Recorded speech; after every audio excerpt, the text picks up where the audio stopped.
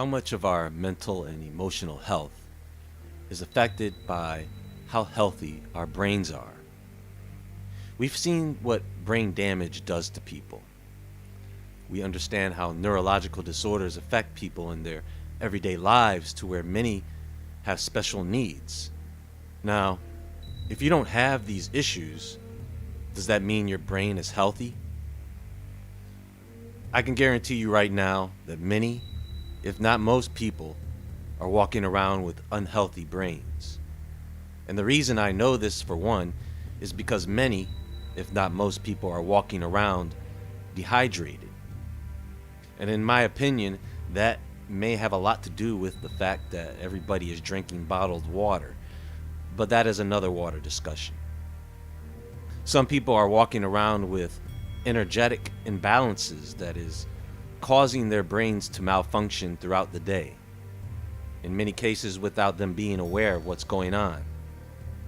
Any of you find yourself lately walking around looking for something that was already in your hand? Maybe you put something in the refrigerator that didn't belong there. How many of you have been driving in your vehicle and for some strange reason, maybe for just a moment, you forgot how to drive? Now, these things aren't too unusual for people. We all have our moments. But what does that say about our brain health when we catch ourselves in these moments a little too often?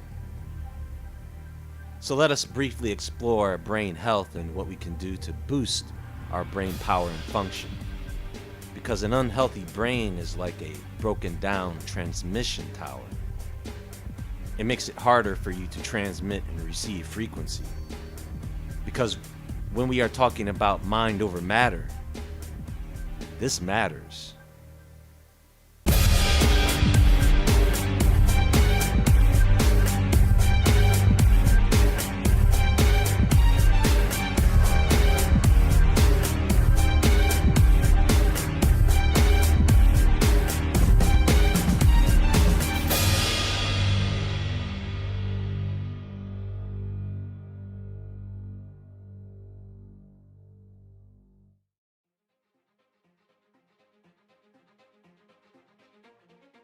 So first thing, hydration is key. Good structured water is the best. That other bottled stuff will go in and out. More raw foods in your diet helps to supplement water. It's all easier said than done because you have to maintain this. It's not always about how much water you take in, but how much you lose as well. What are the things that you are doing or consuming that contribute to dehydration? Some of these diets that people are on, whether it is keto, high protein, the Atkins diet, or dry fasting, intermittent fasting, can all cause dehydration issues if you don't know what you're doing. Headaches, muscle cramps, muscle tics, dark urine, less bowel movements, dry skin, dry mouth, less sweating, dizziness, fatigue are all dehydration symptoms. Not to mention what this does to the blood and circulation. More water means better blood flow, more oxygen to the brain. Which brings me to the next point, oxygen. Now those two things are primary, water and oxygen. If your brain is lacking those two things, everything else becomes pretty pointless. Your body is not going to let you get away from lacking in those two nutrients. You can take all the other supplements you want without enough water and oxygen. You'll be full of other nutrients, but you will be dumb. Dumb and nutritious. Sleep. Now this should go without saying. We all know we need sleep to function properly. If you are not getting good sleep, you now have to get your brain back to functioning normally, with a normal sleep cycle and hormone release. That's affecting your mood and everything else. The main reason you can't get to sleep is because your diet sucks. The second reason is the drugs.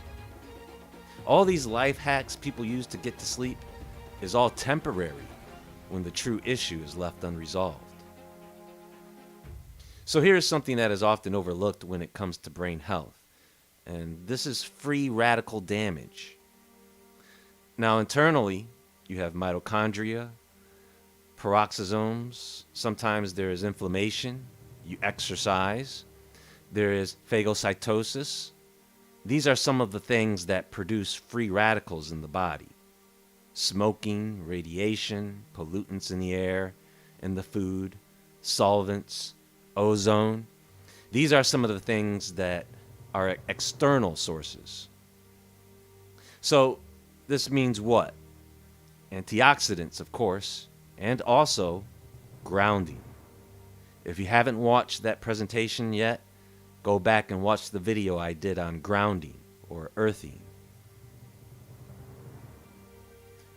Cleansing is an important part of improving brain function.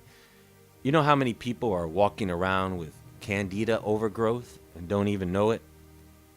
Some people actually think and feel healthy with candida overgrowth, but they be mistaken about that feeling.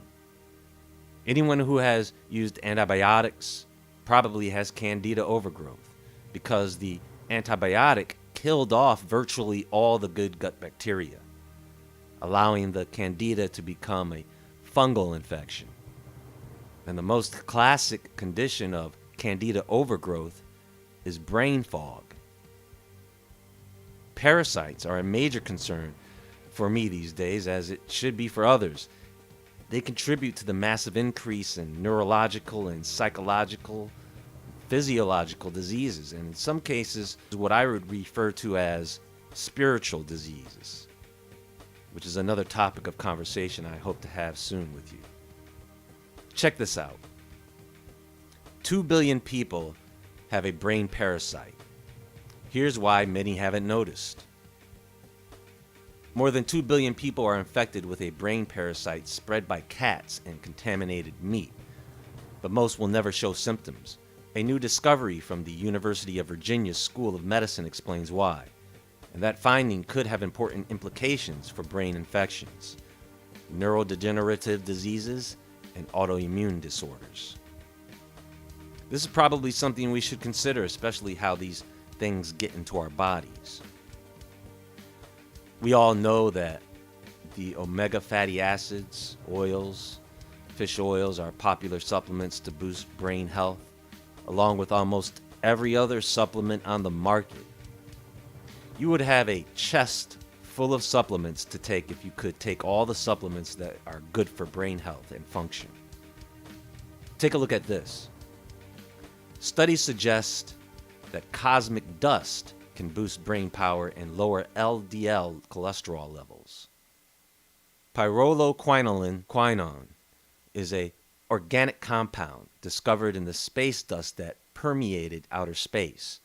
When taken as a health supplement, PQQ supercharged the cells in the body, helping the brain work better and keeping LDL cholesterol levels under control. Interesting, right? So where can you get this supplement? Well, in addition to being found inside space dust, PQQ can also be produced on Earth through a natural fermentation process called bio-PQQ. It is considered safe for human consumption as a health supplement and can decrease bad cholesterol levels in patients. Natural PQQ can also be found in practically all plant-based foods. However, even eating a lot of plant food will not provide enough PQQ to activate its health benefits. Now, you could do something like a mind diet, which is basically taking all those brain-boosting foods like berries, nuts, legumes, whole grains, vegetables, leafy greens, olive oil, wine, and you can create a diet that reduces oxidative stress. The mind diet is just a Mediterranean diet with a DASH diet. Okay, so supplements, omega-3 fatty acids, vitamin B6 or pyridoxine. This is what you need for your body to make neurotransmitters, which is what your nerve cells release to communicate with other cells. Vitamin E diminishes oxidative stress in the cerebrum. Vitamin E reinforces the brain's ability to fight off free radicals as well. Blueberries are good for this as well. Vitamin D3 is an essential nutrient for cognitive function. Broccoli actually contains what's called sulforaphane, which has been shown to promote brain nerve cell growth. Reishi, along with many other edible mushrooms, can improve mental clarity. Reishi in particular is good for digestive health, which is tied to brain function. Good gut health is important here. It doesn't take much for your brain to cause your stomach to be upset, now does it? Cacao stimulates endorphins, serotonin, anandamide, and phenylethylamine, which is a mood elevator and antidepressant. It's what's released when we are in love. I guess that's why chocolate is a natural love stimulant.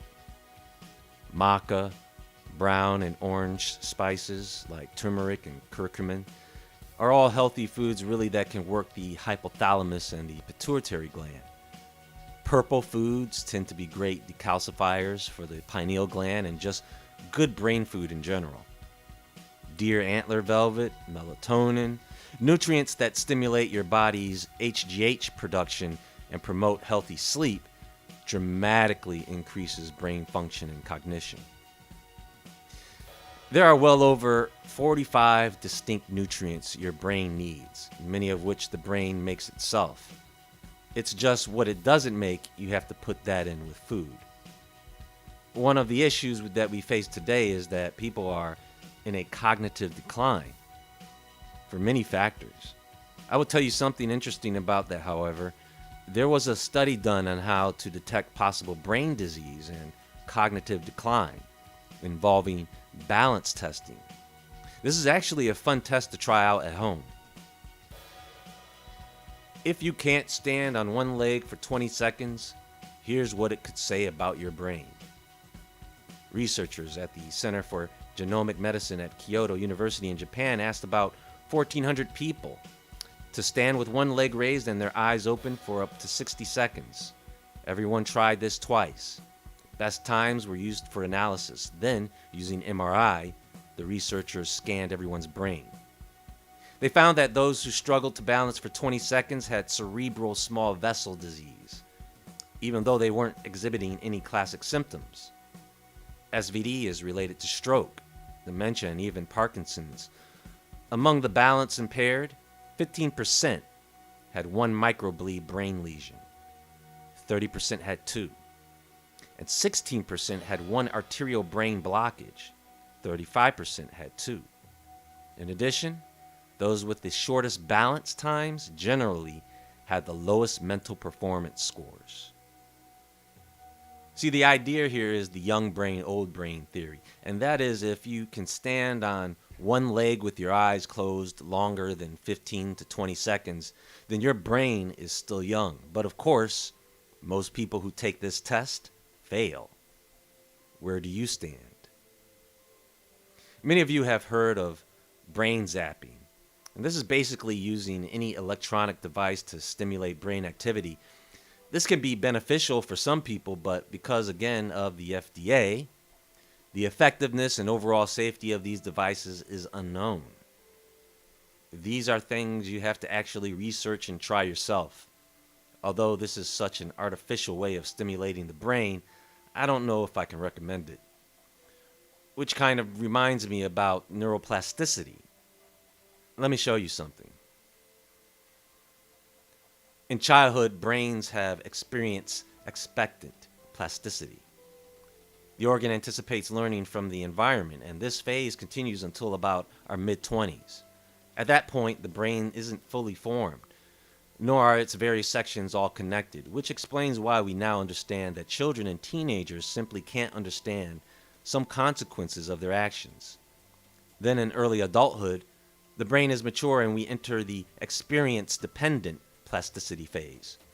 At that point, the brain is kind of resting on its laurels, and it only changes when we learn something or when there's an environmental transformation. The organ no longer exists in a state of constant change anticipation. It's not growing, as it were, but relies mostly on previously acquired information. Many people also stop learning new things about the same time they enter the experience-dependent plasticity phase. We graduate from school and start working, often in jobs that rely on us effectively using the skills we developed when we were young. We get comfortable and lazy, and that reliance on past lessons and skills alone can lead to cognitive decline. The fact is that the brain is still plastic even when we are 70 or 80 years old. It can still be optimized, but instead many people unwittingly accelerate its deterioration. Adam Gazzaley, a neuroscientist at the University of California, San Francisco, tells Wired. Gazzaley likens the brain to a muscle that atrophies from the lack of use and challenges. If you don't exercise the mind, it gets out of shape with time. But if you keep learning throughout your life, you can forge new neuronal and synaptic connections, and you can keep getting ever sharper. This is something that I wanted to go over and discuss with you guys for a moment to get you thinking about your mental health and what you can do to improve it.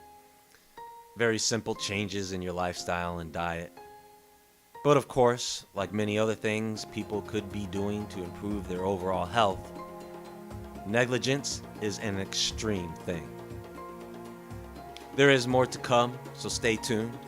Make sure to visit woodwardentertainment.com and the Woodward Entertainment store. There is a lot to discuss, so we have to keep it moving. So until next time, friends, God bless. Stay awake, stay aware, stay safe, and I'll talk to you all soon.